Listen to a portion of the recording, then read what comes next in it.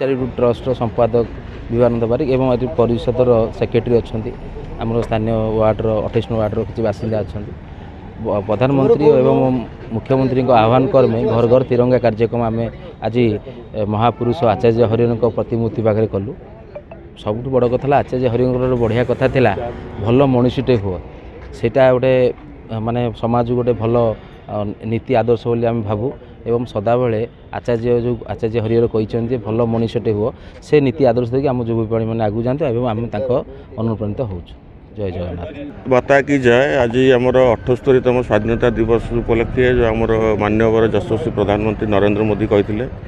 हर घर तिरंगा से उत्सव आमर ओडिशार महापुरुष आचार्य हरिहर प्रतिमूर्ति पाखे माल्यार्पण कलु तिरंगा भी देलु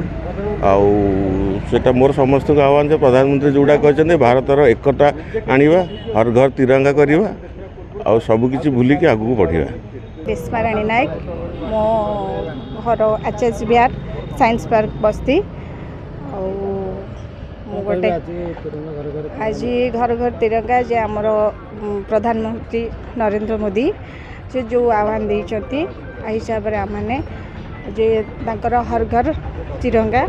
करने तेणु आम अनुसार आम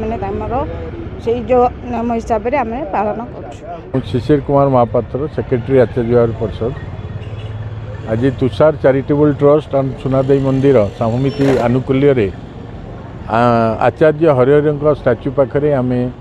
78तम स्वाधीनता संग्राम स्वाधीनता दिवसर परिप्रेक्षी